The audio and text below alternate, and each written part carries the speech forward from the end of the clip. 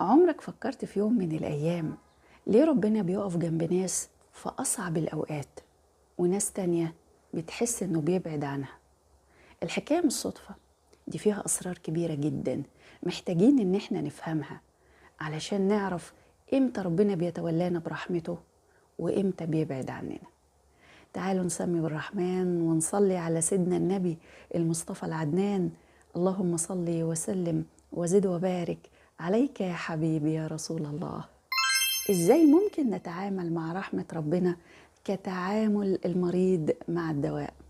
وامتى يظهر اثر الجرعة في حياتنا؟ بصوا، رحمة ربنا اشبه بالدواء اللي بيكتب لصاحبه الشفاء بفضل الله. بس احنا اوقات بنعمل ايه او بعضنا بيعمل ايه؟ هشبهها لكم بالتشبيه الدنيوي. واحد تعبان فراح للدكتور فكتب له على